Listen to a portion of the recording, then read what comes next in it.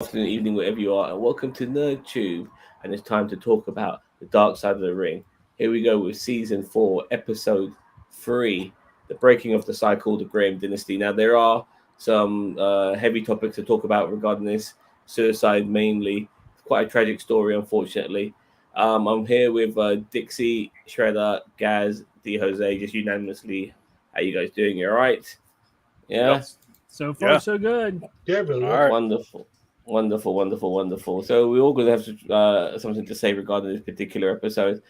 Recently, when it comes to Dark Side of the Ring, it's become like my version of the History Channel.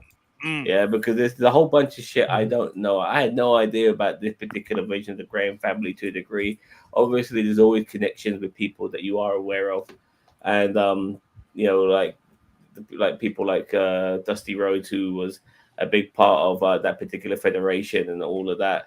But just learning their history and the people involved and everything is fascinating. You know, updating my general knowledge, my wrestling knowledge, you know, my historical knowledge on these things. I'm very enthralled and I thoroughly enjoy.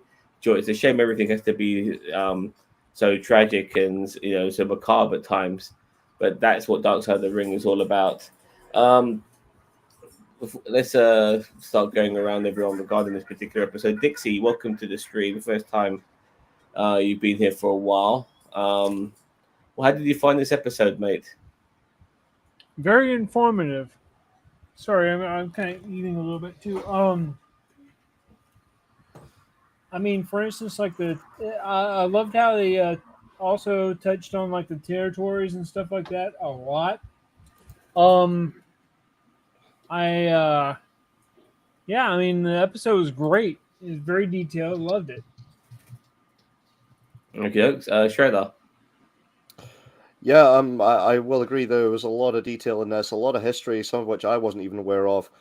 There was a lot of good stuff in this episode, although overall, this may actually have been the hardest episode for me to actually sit through, Mm. which we'll probably get into a little bit later on. But yeah, we joked last week about Mike Graham. Jose and I, we've obviously seen the shoot interviews where Mike Graham made himself out to be like the toughest guy in the industry, bar Haku, where he would talk about how he set everybody straight at one point, and you talk about how people never drew a dime.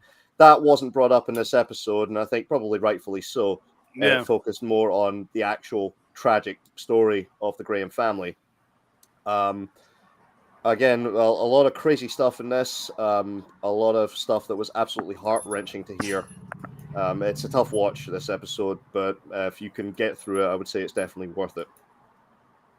Yeah, for sure, guys. I did know about the Graham family because I'm a huge fan of like Southern style wrestling. That translated to WCW. So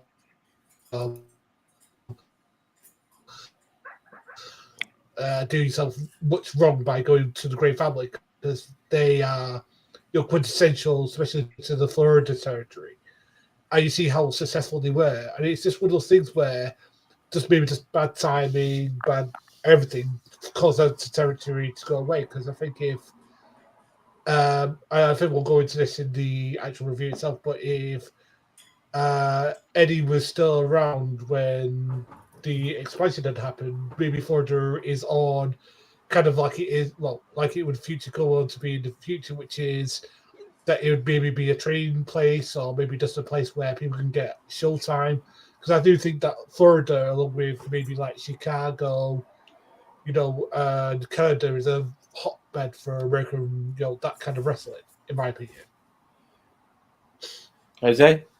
Yeah, the Grahams, I think, being the youngest one, I think, on the panel, these guys were definitely before my time, No, but he's just it was interesting he's still to. there, mate. I'm still here. Can you hear me? Yeah, Okay. we can hear you. Okay. Yeah. Yeah, it I was can hear like you. it was interesting to hear about Florida and whatnot and everything that the Grahams went through. But like everybody said, suicide is a very heavy subject. I urge you guys that if you're struggling, definitely reach out, talk to somebody. This is a very heavy episode. If you cannot handle that subject matter, please do not watch that episode. But overall, I'm not going to say that I enjoyed the episode, but I found it very informative, and I'm looking forward to reviewing it.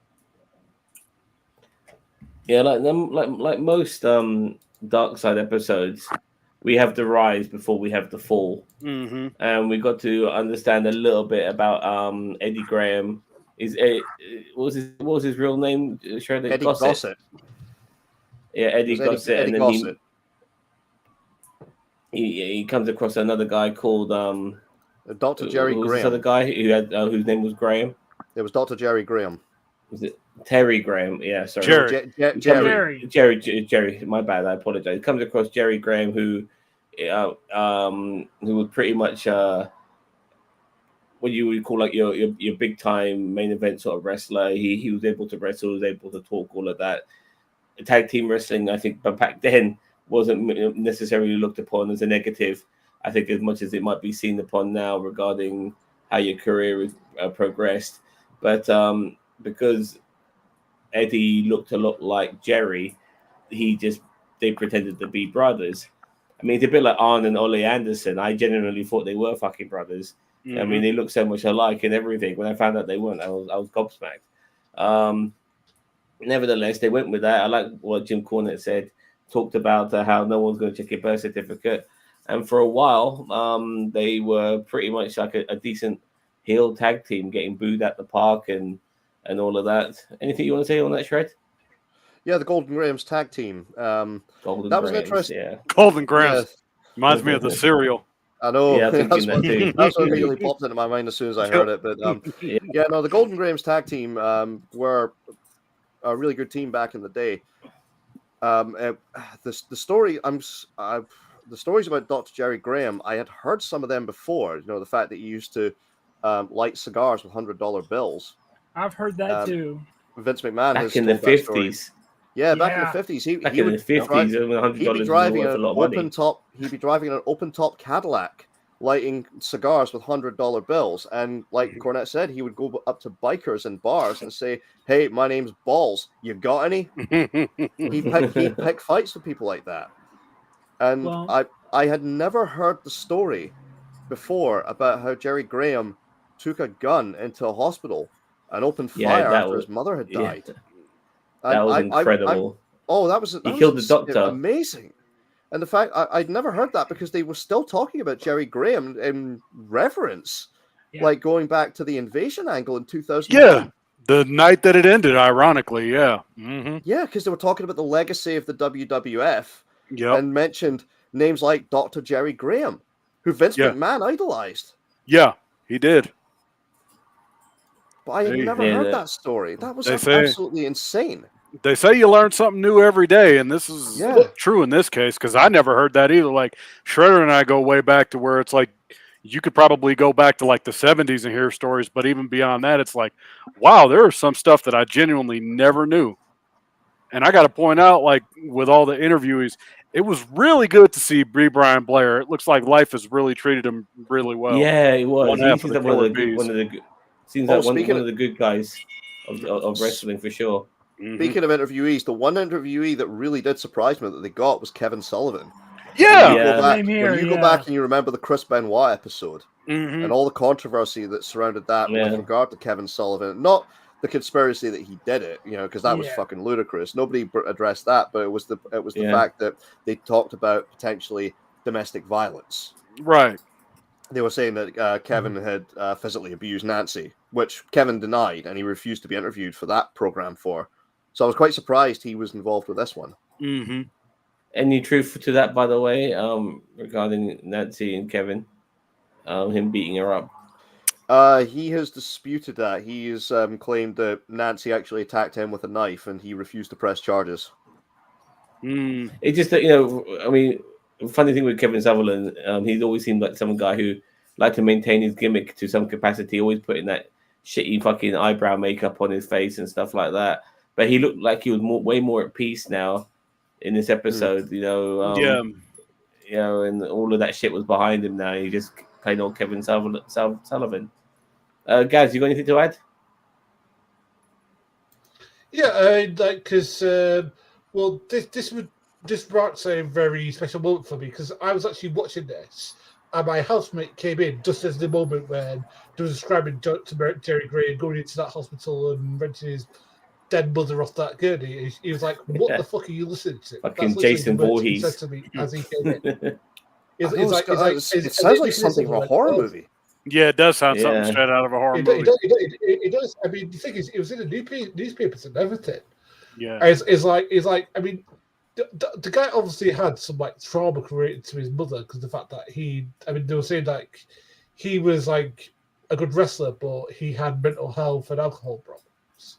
So it's just like, I didn't realize it was that bad. I mean, like as I said, when he was doing that, I was literally, as soon as that came out, I was like open mouthed. I had to rewind it a couple of times to make sure I didn't mishear it. I was like, no, I definitely heard that correctly.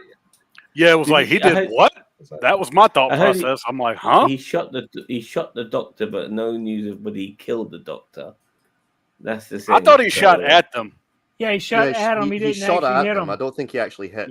Yeah, he shot at them. I don't think he hit one. If he hit one, it would have been a different story. Oh yeah, he would have been in Rayford Penitentiary for that. Oh yeah, in the very least. So was this the beginning of the end of the Graham brothers? Yes. Oh, that was it. I mean, yeah. Eddie Graham would never ever be able to work with Jerry after that. Yeah, because he knew he was off his rocker. He knew that shit was going down.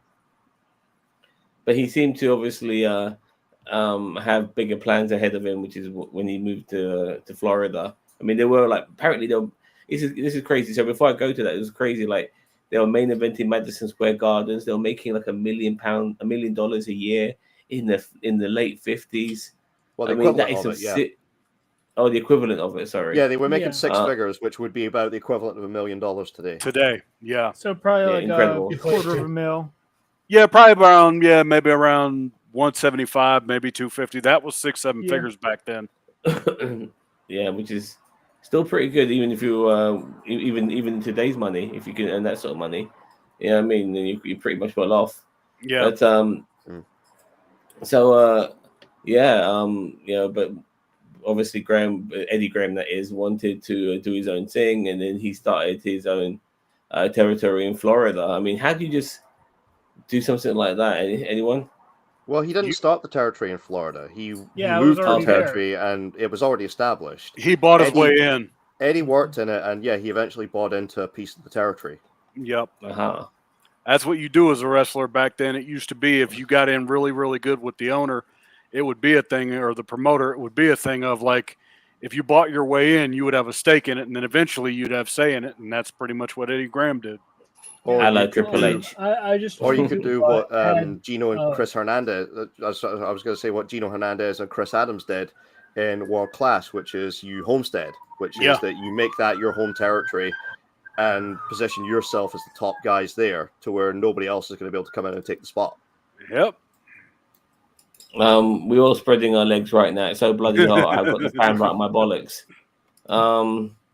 Okay, so he's got his foot in and stuff like that, and then he starts to establish himself. He becomes like the main event player. But he's also got. It's funny because he has he seems to be a very, very smart guy when it comes to this particular industry, but he's also got quite a ruthless streak in him as well. And hearing about how if a mark beat you up, you get fired. That was actually very common. That was commonplace back then. Yes. Yeah, fair enough. Bill Watts had that implemented in Mid-South as well. Yeah, Bill Watts. I was going to bring that up. Yeah, because the thing is that I was going to say that they prided themselves on being like tough guys. Like literally, like a lot of the guys in wrestling would be the toughest guys in real life. Like you got legendary stories of not just here, but Dr. Death, Steve Williams and stuff like that, and Haku and stuff like that. Like there's literally a story of Haku back in the day literally ripping somebody's eyeball out. There are those stories. I don't know how true they are, but I've heard of them. Yeah, was it the eyeball, or did he bite his ear off? I thought it was the guy's nose off. He has ripped his nose off. He's ripped the guy's front teeth out. The one I think I can remember most hearing about is the one with Roddy Piper, Bob Orton, and I forgot somebody else. This was, I think, shortly after Vince had bought the territory, and like some of the craziest shit happened. I heard Snooker was a nutcase. I mean, we already know that he That is. makes sense. Yeah. Yeah, but yeah. But what Eddie was trying to do when it came to new recruits, and this is the thing, but I didn't find this logical. He was roughhousing these guys, which is a common thing, I guess. You know, when it comes to training to be a wrestler, and you're new, you get the shit beaten out of you. It's almost like like an induction to the business, so to speak, like being in a gang. But nevertheless, telling them to break their fucking arms. I mean, you break a prospect's arm, he's no fucking good to you, is he? I mean, like he's on the shelf for 6 months. I found that shit said to be so illogical. You know, when you came to breaking bones. Well, yeah, but at the same time, it was a case of, you know, if the guy going to come back? Yeah. I mean, or are they going to run him off completely? Yeah. Also see Hulk Hogan and Hiro Matsuda.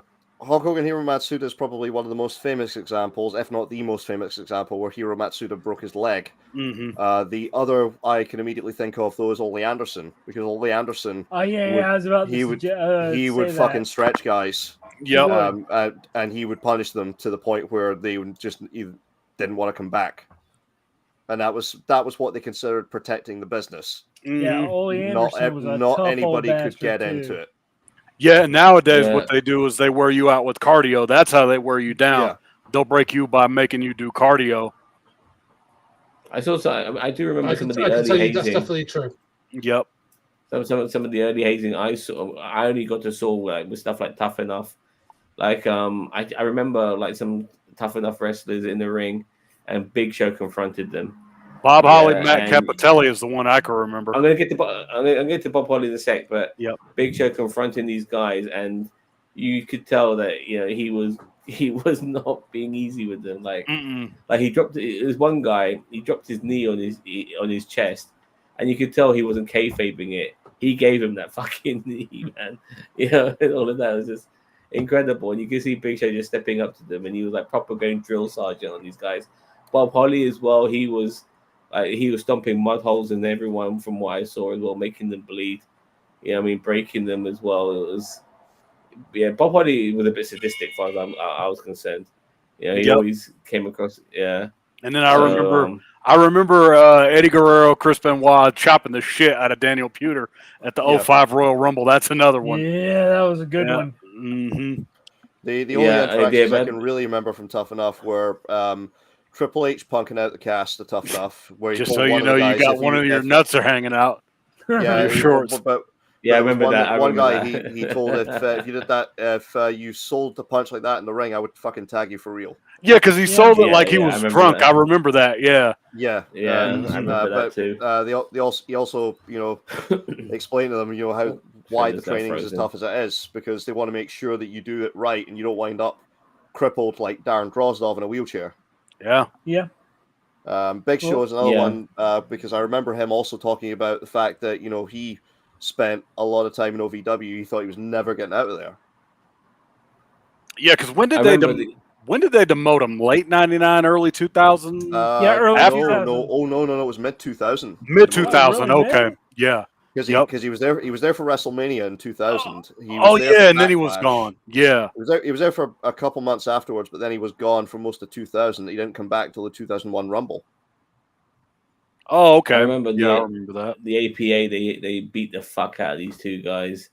Like they beat them up on Raw. Like they really come on. You guys must know what I'm on about. Oh, it's Public Enemy.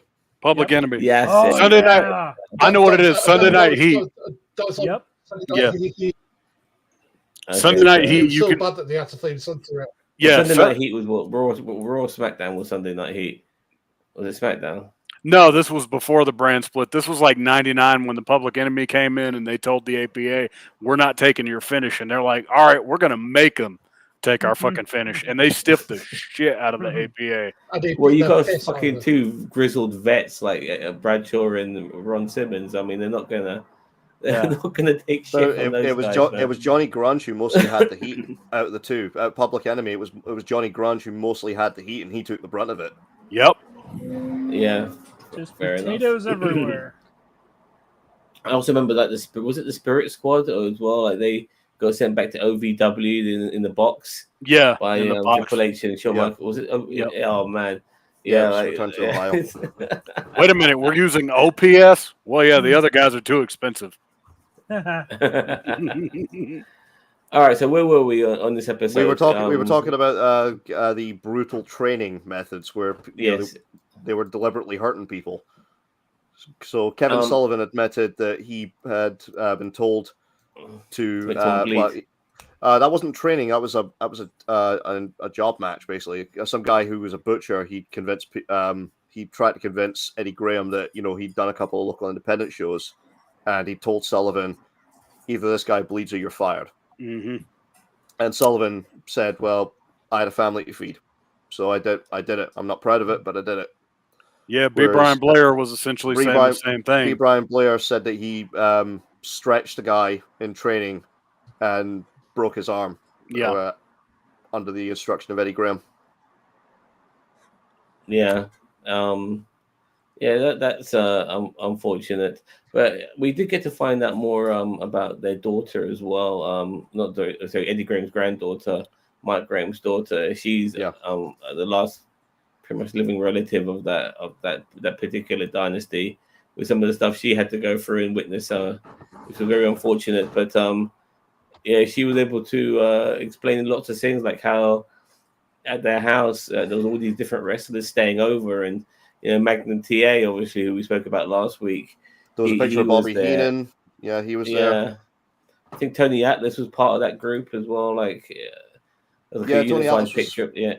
Tony Atlas was in Florida at that point, but she said the only one that really scared her was Andre the Giant. Yep. Yeah, well, yeah. I mean, that guys that big would probably scare most people. Yeah. I mean, and so I can totally understand, but it kind of reminded me of young Rock in a way, like just seeing all these being a kid and just seeing all these larger than life characters and being in this industry. She's protected, by the way, because you got all these man mountains. Uncles and her dad and her granddad are are top tier wrestling guys. She's sorted for life, so. But it is unfortunate, some of the stuff that she had to witness, and we'll get to that in a bit. I'm starting my memory started to stray a little bit regarding what was happening during these particular territories. Did Mike Graham eventually start to come into the scene? Mike Graham eventually came into the scene as a wrestler, and he eventually as well was brought in as a booker, to help out with the booking in Florida.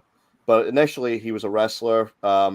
He also went out to other territories, and that's where he felt the freest, because there wasn't the expectation on him that Eddie would stick on him.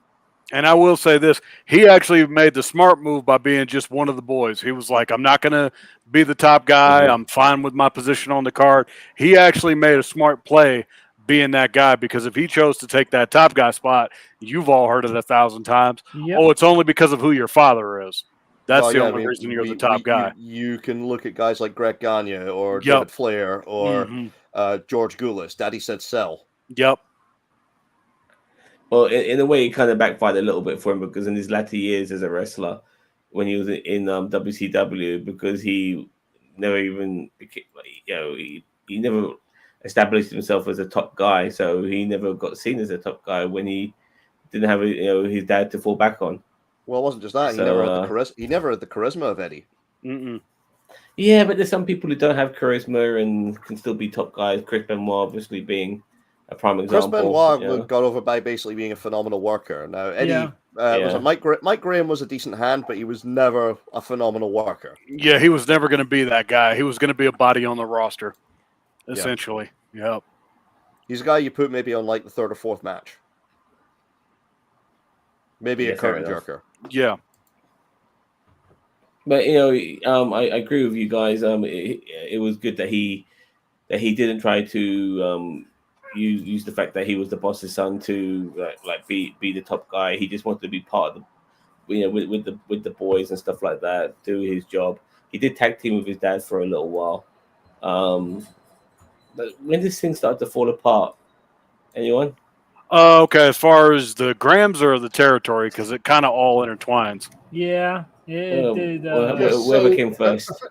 I The think Eddie with the Graham, fact that- Eddie Graham went first, and then the territory folded soon after.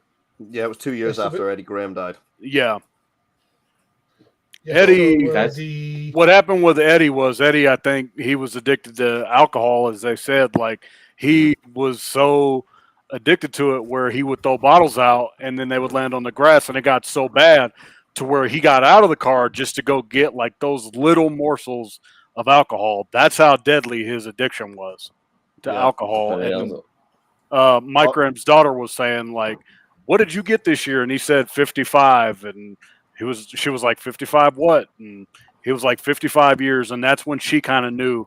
She was like, "Okay, something's off. Something's not right." Well, Yeah, they wrestlers briefly did party. mentioned it. They briefly mentioned it, but the contributing factors were, first of all, that Eddie Graham was going through a very, very rough divorce. He was having an affair with, I think, two different women. Mm, So he had two women on the go, and on top of that, he had I think it was a real estate deal that had gone horribly, horribly wrong for him, yeah, to where he lost an absolute fortune, and unfortunately, he made the decision to take the way out. Well, take the way out by ending his life, and he shot himself twice. yeah, Yeah, this would start a chain of events. Dixie, were you at all surprised that like considering he had still a lot going for him? He had he had a son, he had a granddaughter, he still had the business.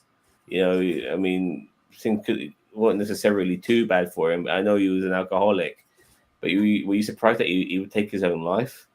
Not really. Reason being is because, well, like with wrestling, you have like a lot of head injury and stuff like that, so that could have played a factor into it too. I mean, we really can't tell what somebody's going through unless like they do something like that and then it comes out. So yeah, I mean, it didn't surprise me, but it kind of did in a way. yeah. I get what you're saying. It's like it's shocking, but at the same time, you're not that surprised to hear about it, Exactly. knowing what Yeah. you know now. And then the fucked up thing for me was the hardest part for me was Mike having to recall that experience. Yeah. He was watching the Super Bowl, and then it was like Mike Graham, come to the red box or come to the white box or whatever the fuck they That said. would have been so Yeah, traumatic. it's like you're at the Super Bowl, they paid you, and then it's like, hey man, it's time to call home, and then it's like, you need to come home right now because something happened to dad, and then he's like, what do you mean? And then he sees him in the hospital, and then they have to make that tough decision to take him off life support.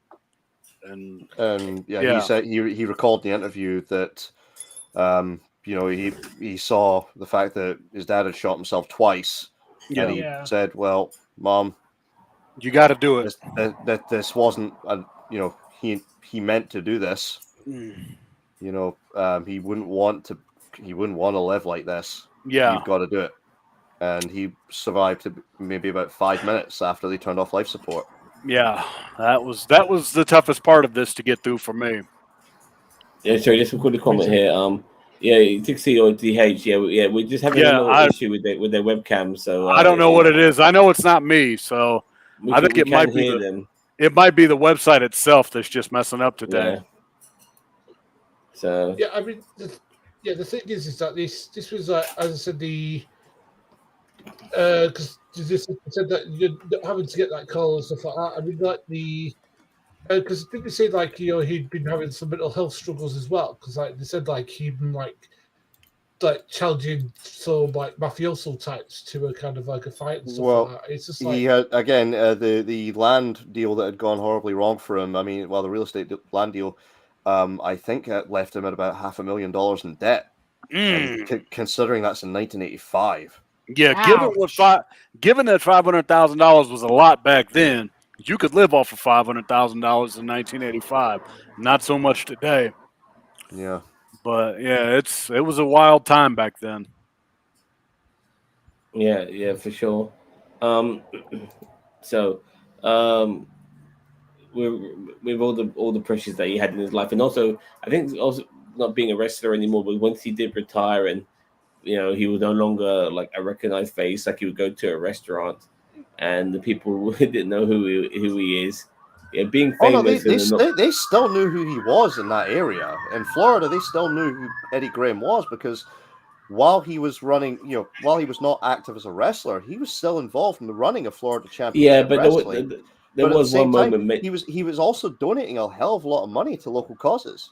Yeah, I'm just mention that one moment though. Like he went to a restaurant and the waitress didn't recognize who he was, and he's probably more used to always being recognized. And you can, once you're not on the television as much and you're not recognized as much, and they didn't have social media back then either, so you can fall out of the spotlight a little bit, and that's kind of what happened to him to a degree, and maybe that added to his misery as well. I mean, That's possible. yeah, it's possible. So unfortunately, he took his life, and I started getting once we started going through all the different members of the Graham family and all basically, making history repeat itself. I was starting to get a feeling of like this is kind of reminding me of the Von Erichs to a little bit. Ooh, You know what I mean? Yeah. Well, because three of the Von Erich boys committed suicide. So there were six Von Erich. Fritz had six sons, three of whom committed suicide. One of whom, what was it that he died of? What was the condition of that eventually took his life? It was like some kind of blood disease or something like that that took his life. Yeah. And there was one before the boys even got into wrestling who was electrocuted as a child. Yeah. So Kevin's the only surviving one, isn't he? Yeah, the only one I remember is Kerry because he was the Texas Tornado. He was the most famous of the lot. Oh yeah, that's right. I forgot about Kerry Von Erich. And the guy doped himself beyond belief. I mean, he could have been a top guy. I mean, he had everything. I mean, he was a good-looking guy, great physique. Part of the Von Erich family. He could have made it to the. He could have reached the moon, but unfortunately, he was doing lines instead. Yeah, that motorcycle accident. He never recovered from that. Yeah, because he lost his foot to that. Yep. I remember hearing about that. I mean, so the thing is that like, imagine getting that. Imagine that you have to become basically the head booker of a territory that your dad basically is a legend in. Yeah, it's not like say Jim Crockett Promotions, where Jim Crockett Jr. had to take over because Jim Crockett Sr. had died suddenly of a heart attack. This is much more tragic. Yeah, I think probably what the worst thing that Mike did once he took over was try and make an angle at the fact that his father had taken his own life. Yeah, and that right there was when I was like, okay, if you have to resort to that to try to generate traction and an audience, you're gonna fail because they said that in the episode. Yeah, if you want to recognize Eddie Graham in some capacity, okay, well, have a memorial tournament in his honor or something like that. Yeah. I mean, the thing is that I recall, and maybe Shredder does as well. There was, I can't remember the exact storyline or who was involved in it. I know it was Randy Orton. I think it would be Rey Mysterio. Randy Orton and Rey Mysterio when he told them Eddie's in hell. Yeah. That was like really bad taste for me. And they exploited. They blatantly exploited Eddie, and I remember I used to listen to the WWE.com shows, and JBL went on like this fucking 10-minute tirade talking about, oh, Rey Mysterio deserves it. This has nothing to do with Eddie, and I'm like, bullshit. If it didn't have anything to do with Eddie, why are you saying his name constantly? Well, look, I'm a bit indifferent because, first of all, back then when wrestling was presumed to be real, I mean, they wanted to try and keep it real, and what better way to get heat than for the Freebirds than to do what they did? Obviously, it backfired in hindsight. Yeah, and I also remember like other things in post kayfabe era, like when Animal returned back to the WWE, and I remember Eminem and Joey Mercury. Like he got on the mic and he just ripped the shit out of Animal, mentioning that your tag team partner's dead. Yeah, what it is. With him. And they put, but I have to admit, it worked for me. It really, really did. But look, I mean, Mike Graham even said, or somebody said that if he died, then he would want to exploit his death for an angle or something along those lines. And I think wrestlers wouldn't. I think wrestlers, knowing their industry, would want that to happen. I think Eddie Guerrero, in my opinion, would want that to happen. And all of these other wrestlers too, because they know the industry that they're in, and they appreciate the fact that their legacy is still living on after death.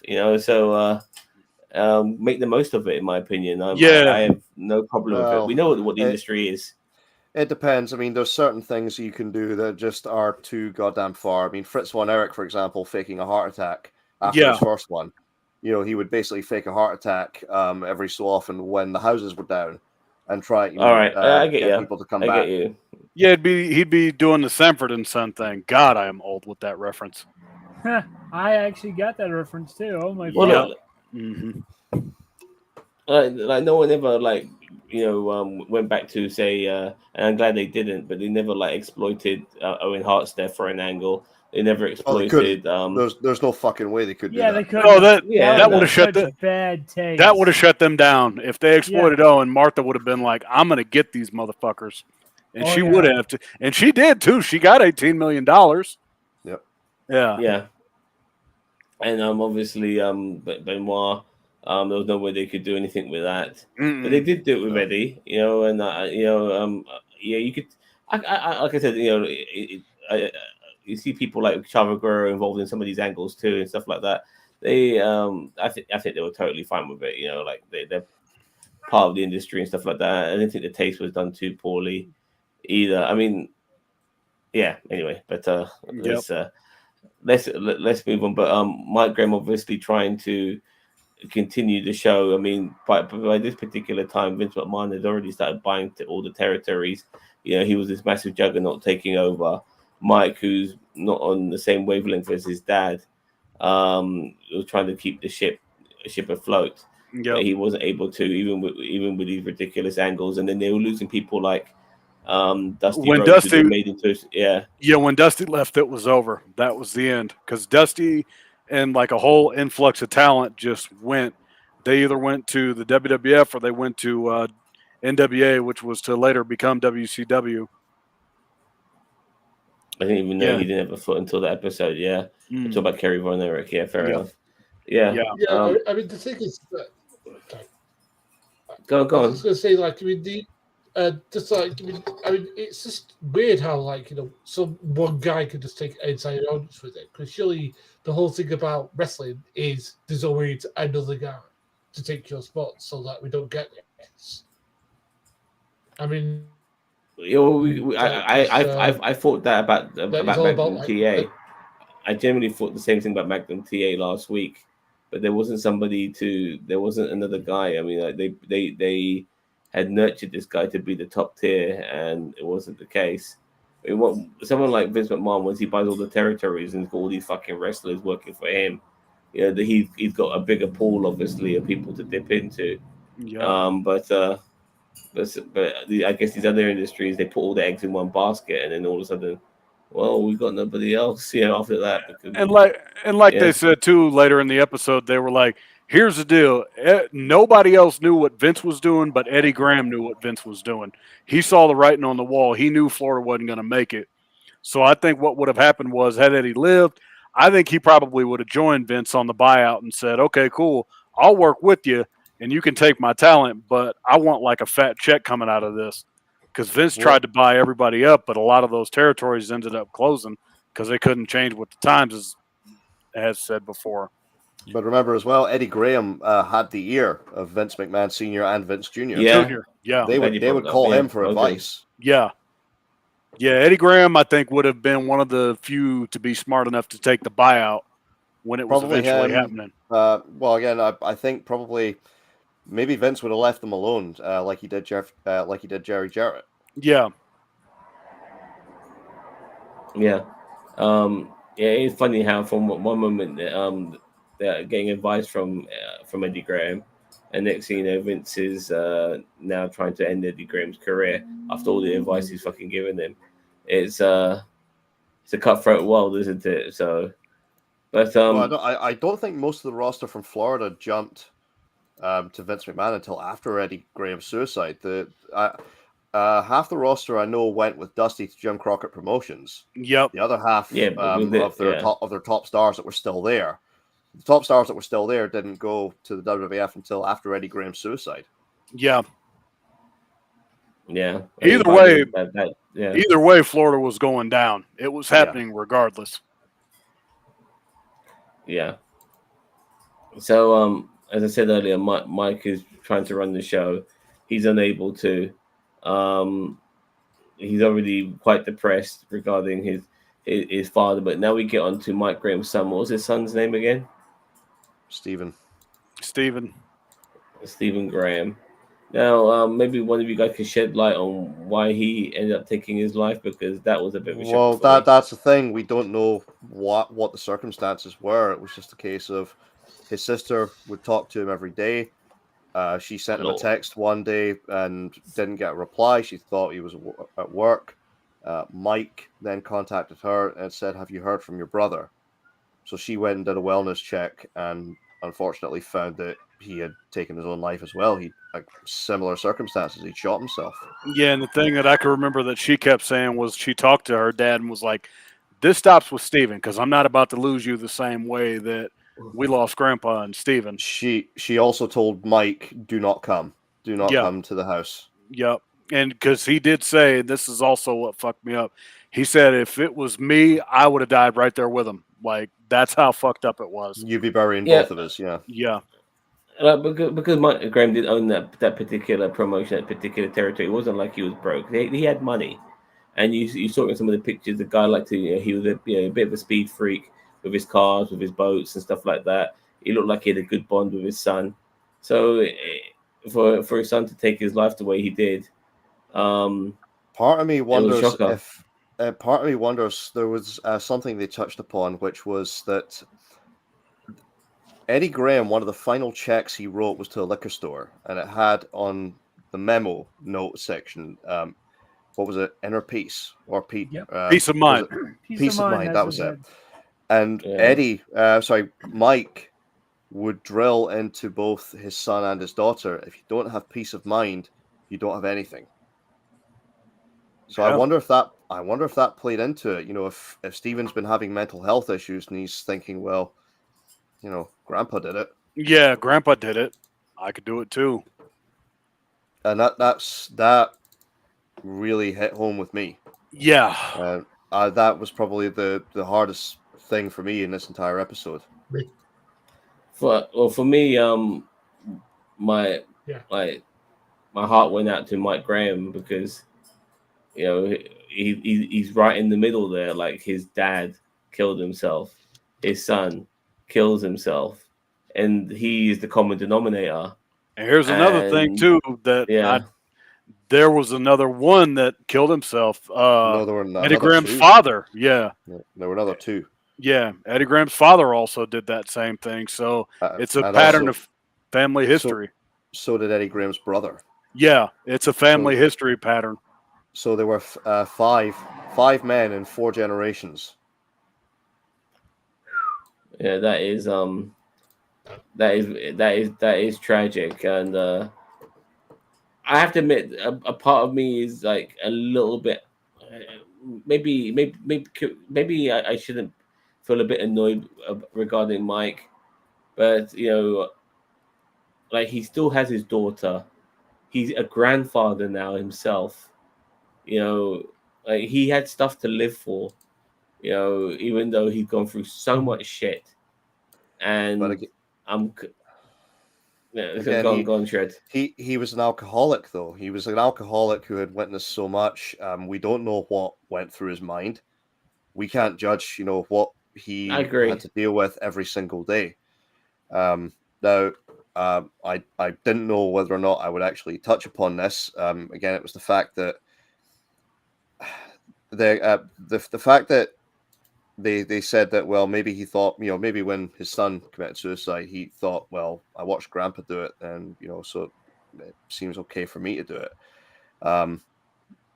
That kind of hit home for me, because I've never discussed this before. Last April, when last year I was gone from this channel a fair bit. And the reason for that was because last April I actually did make an attempt on my own life. And that hit home for me because I've got two young nephews, one in particular who looks up to me a fair bit, and I am fucking horrified and ashamed of myself thinking that, if I had succeeded, fast forward a couple of years, is he going to think the same thing if he ever goes through a rough patch? I watched my uncle do it, I mean, don't be upset with yourself. If anything, be proud of yourself that you didn't go through with it. I'm doing well now. you I mean, know, I'm absolutely fine anything. now. I'm going through therapy. I'm on antidepressants. I'm back to living a normal life effectively. But again, that when that part came up in the episode, and the fact that the fact that they had watched previous generations of their family commit suicide, did that have an effect on their decision to then take their own lives? Yeah. It's I mean, I thought about it myself at certain points in my life. I mean, I don't know how serious I was within myself, but when you think about it and you're that low in your life, then who knows? But I mean, I don't know how I compare my feelings to yours. But I have thought about it myself. I'm sure we all have. At some point in our lives, we all thought about like ending it. Because I mean, I made a sense of my life when I was 14, and then I thought about it about a couple of years ago. But it's one of those things that I think that I'm going to say something. No, I think that as a male thing that there's kind of a stereotype that we've got to be stronger. And the thing is, it's okay to go and get help. And I think that is the one thing that I think that is very key that's come out of this. For me personally, I don't want to speak for everybody else. It's okay to go and seek out. Like, I've sought help. I've got CBT, and it's helped me tremendously. To think that if that had happened, what am I saying? That again, it's not the easy way out thing. It's the whole thing of I don't get to see my niece and my nephews grow up. I don't get to be there on their wedding day, and I don't get there. I don't get to see myself grow as a person. And I think that's something that is key, that we men need to be more stronger in getting help. And I think that's something that I think this episode brought home to me personally. But for me, like when it came to those moments of me wanting to end it, I just didn't have the courage to do it. I mean, it's maybe I didn't necessarily have the right tools to do it, because a lot of these guys had guns and were able to blow their brains out. But I tried to go with pills, and I couldn't do it. I couldn't take that next step. I just found it too difficult to pull it off. And it's not like I didn't want to die. I just wish dying was as easy as blinking at times like that. Without all the pain and the process of having to put yourself through such an ordeal. But without doubt, I guess it's and I say this in the only way I can, is different stroke for different folks. Some people have their reasons regarding why they need to do it, and with Mike Graham, we definitely got reasons. By the way, there is one person in this group who has died twice and come back to life, and that is Dixie. I'm not sure if it was. And that wasn't suicide either, was it, Dixie? No, it was not.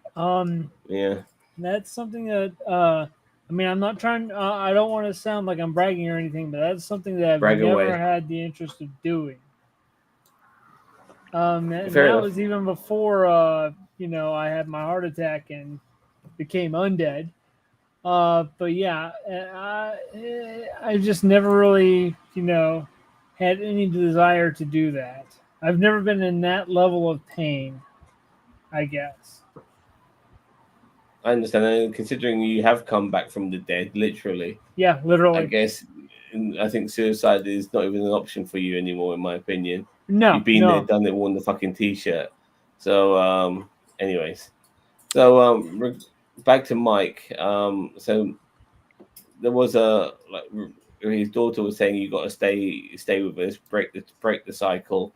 You have a granddaughter, but within 2 years, I think it was too much even for Mike, because he probably, he's putting on that brave face. And I'm sorry for jumping back to WCW. He was in WCW for a little while, and he just became like just he was there for a long time. He was there for years. Yeah, he was there for a long time. He was. He was there for a short time in the ring, a couple of years in the ring, but then he worked backstage in the office for right up until they closed, actually. Yeah. Fair enough. Were the Grahams ever involved in the Hall of Fame, WWE Hall of Fame? I know Eddie got inducted. inducted. Yeah. Eddie got inducted. Got inducted. Yeah. Mike was on the. They used to have this like panel thing called Legends of Wrestling. Legends of Wrestling, where they discuss like different things, and he was on that. I recall him being on that. Yeah. Yeah, So- it was good to hear Mike in some early interviews as well, and that's when I started to realize, okay, he's gone too. But like I said, I had no idea what I was watching until all the information was given to me. I believe that was the same he- interview that Jose and I referenced last week, where again he would put himself over again as being like the toughest guy outside of Haku in the business. Yeah, he thought he could. I don't know if you guys know this, but he went up to Benoit because I was listening to it earlier today. It was around Sold Out 2000, and Kevin Sullivan was like, "I'm going to put the title on Benoit," and like Mike Graham threw this big fucking fit, like, "No, don't do it," and he did it anyway. And then he took Benoit to the side, and he's like, "If you ever stole my wife, I would whoop your ass every time I see you." And I'm just like, dude, Benoit would have you for lunch every single day and then some. Well, that's what Mike Graham says happened. I think that's what he says happened. Perry Saturn, I think, has done a shoot since, and he's refuted that ever happened. And I believe Dean Malenko has also refuted it. Yeah. Interesting. But unfortunately, Graham took his life, and this is where I felt really sorry for his daughter. I mean, she's lost I don't know how many years, if you guys can give me a calculation, but grandfather, father, brother. I mean, well, let's just look at the timeline. Grandfather was 85. 85 for Mike. Sorry, for Eddie. When was Stephen Graham? Stephen was 2010, and then Mike Graham died in 2012. 2012, aye. So she's had plenty of time to mourn, and you could tell she's. Oh no, but regarding her father dying, she's had plenty of time to mourn because it's been 11 years since. And it depends. Some people never get over that kind of some thing. People, yeah, dude, like when you lose 3 relatives you're close with. Yeah, you don't. Manner. Yeah, you don't get over it. Like if you see someone go, like I'm going to share something. I saw my dad pass away right in front of me, and let me tell you, that is something you don't ever get over. Like you just can't. It stays with you. Yep. I'm going to share a little something here. I saw my mom die of a heart attack. She was cooking in the kitchen when I was about 14, and I just never got over that. Really. Yeah, you just don't. It's funny in a way. Like I never saw my mom die in front of me, but when my mom was suffering from cancer and she had to go for an emergency operation with the chemotherapy she had. And she lost all her immunity. She ended up catching an illness that had to, like, her stomach started to inflate and stuff, and she had to get surgery immediately. And I remember thinking to myself, "This is the last time I'm going to see my mum." The thought, that was my thought at the time. Yeah, and I was right. Because when she came back from surgery, she was comatose, and she never recovered. And she was going to lose her legs and everything. And my mom eventually, they had to turn the machine off because she wasn't going to live. And wow, that was 10 years ago now. Yeah. It's almost next month is exactly 10 years. She died on the 16th of July.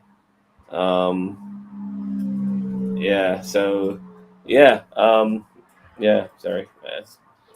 No one else to say regarding that, but yeah. Boy, this has been a heavy episode. Yeah, it's been a heavy episode. Very, very, very. I mean, the thing that I think that's good come out of it is that the daughter got to talk about her own family. Like, she's got a daughter, from what I recall. I don't know if she's got any other children, but I'm also hoping that, like, she's managed to get them through this whole thing, and, like, they hopefully they know the good stuff about their family rather than the bad stuff. I'm hoping that Mike is Graham. Mike Graham's Go daughter. on. Yeah, Mike Graham's wife. daughter. Does she have a spouse? No, does he have a spouse? He did. Is she passed as well? He did, but I think they got divorced. I don't know. But she's still around. I mean, she's still breathing air. Yeah. Well, the mother of his daughter. I don't know. I don't think they said. Okay, I'm just wondering, because it's good to have some people in your life that are still around, in any capacity, even if they are divorced. Yeah. So, yeah. It was his wife was the one who found him. Mm. Oh, jeez. That would have been rough. Yeah, and he wore his son's old cowboy boots. Yeah. I hope this is something. This particular. I'm reading up a little bit about Mike Graham, some stuff that they didn't put up in the episode, which might also explain partly why he did it. So this is I'm just quoting straight from Wikipedia here, just for the record. Graham suffered business misfortunes years prior to his death, and a restaurant he owned in Florida closed in 2011 after about 2 years of operation. He and his wife were also involved in real estate, which took a beating in Florida during the recession. His friends also claimed that he had struggled with the death of his son, Stephen. He was also rejected by his daughter, blaming him for the deaths in some part for his mother and his son. Now, I don't think that part is correct, given what she's said in this episode of Dark Side of the Ring, but just carrying on with the reading. In the final months of his life, he had grown to believe that he must have been a terrible son to Eddie and a lousy father to Stephen, for them both to have committed suicide. And he felt so personally responsible that he started feeling guilty that he hadn't killed himself too. Oh, okay. So he definitely had survivor guilt by the sounds of it. He had survivor guilt, and much like his father, he was suffering from issues with business deals that had just gone horribly wrong for him. Mm. Yeah. Wow. Okay. Man. That was very, very deep. Like I said, it was good to see the daughter in some capacity just trying to live life. She has a daughter of her own.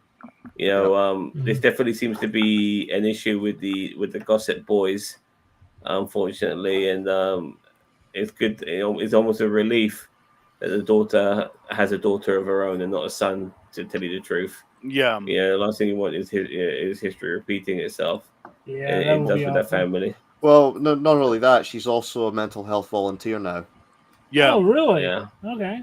That's good. Yeah. So, because we need more mental health advocacy in the world, I believe. Agreed. Yep. Like, a part of me is just a little bit upset that, like, here's this legacy of wrestling and it's over. You know what I mean? Like, it just, like, there's no continuation. Maybe the daughter becomes a wrestler when she gets older. Who knows? I mean, the daughter's daughter, that is. Yeah. But other than that, it's over. And it's kind of sad, really. That quote from Rutger Hauer from Blade Runner, like, lost like tears in the rain. It is pretty much that. I mean, it's good that shows like Vice can keep the legacy alive a little bit, but it will be yesterday's news and forgotten very quickly. And there'll be a period of time when people won't even know about this anymore. It's such a shame. It really is. Yeah, because we're all getting older and time goes by. Okay, let's see. The thing is, though, it's quote unquote on record, I guess, is the best way to put it. I mean, there's like, the video of it. The interviews and stuff like that. Yeah. Yeah. I mean, that's the only good thing we have to keep the memory alive of what these people brought to the industry, and the legacy that they left behind. And it's a shame. This is where you don't mind a bit of nepotism now and again, because if it keeps the thing going, but no, it's at a halt. Well, And in Eddie Graham's case, I mean, he pretty much he set the blueprint for wrestling booking. Dusty Rhodes learned from him. Yeah. Bill Watts learned from him. Jim Cornette studied him. Yeah.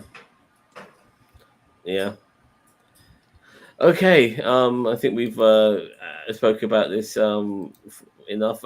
Anything more to add before we wrap this up? I'm just trying to figure out who's next week's episode supposed to be about. I was just about to ask. Oh, is it Marty Jannetty? Marty? Oh wow! Oh, that's gonna be a crazy episode. Well, yeah, I wonder. A lot of stories. There's two I'm predicting. Obviously, will come up. One is the fact that Marty apparently confessed to murder. That's the one. Media. That's the one I'm looking forward to. Yeah, same here. Yep. The other one I think probably is going to come up. Well, obviously, apart from the fact his partnership with Shawn Michaels is the paralyzing of Chuck Austin. Oh yeah, I forgot about that.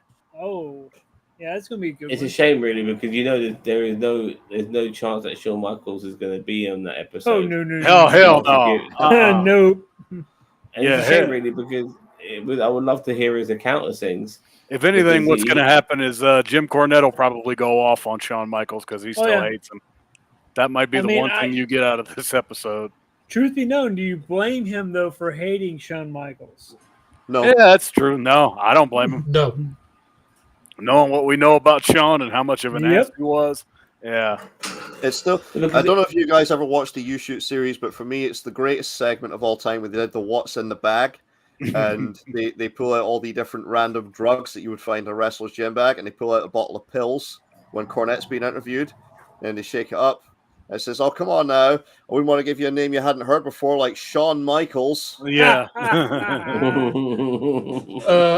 the thing is my favorite Marty Jannetty story is the one he told, which was, I think it was to Devon, so Slow Devon, where he talks about Luna Vachon, and apparently they tattooed this poor lady.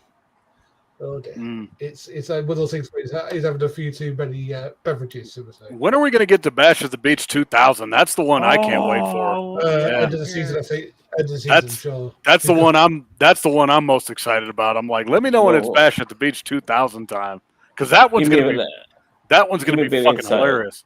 What's so special about Back to the Beach 2000? Just the fact that Vince Russo and Hulk Hogan went at it back and forth like little fucking schoolgirls, trying to decide like how the finish between Hogan and Jarrett was going to go, and Hogan screwed the company afterwards. Yeah, Hogan screwed the company afterwards, and then Russo lied about like, oh yeah, there was a committee of guys saying that they all wanted Booker T to win the title. I'm like, bullshit. You know, it's because WCW got sued in 2000 for racial discrimination.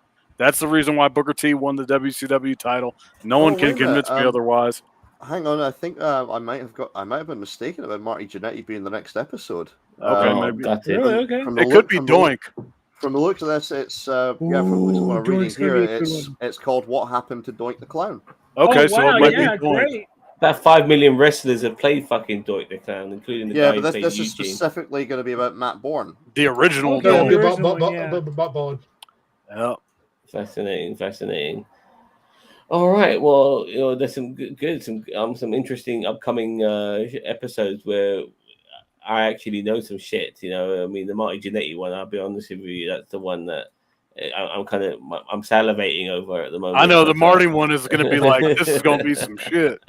Yeah. But I can have a nice appetizer with Doink the Clown next week. I'm probably one of the few people that was actually a Doink the Clown fan when he was wrestling back in the day.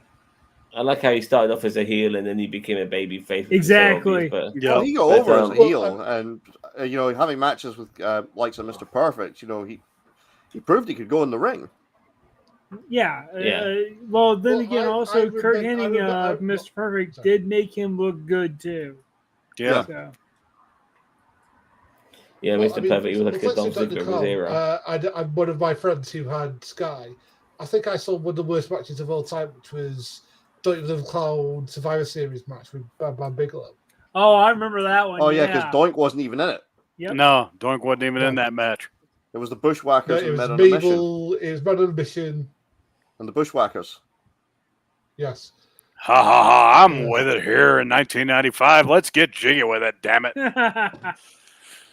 All right, so yeah, join us next week. We'll be back roughly around about the same time, hopefully, talking about Darkseid and the fabulous Doink the Clown.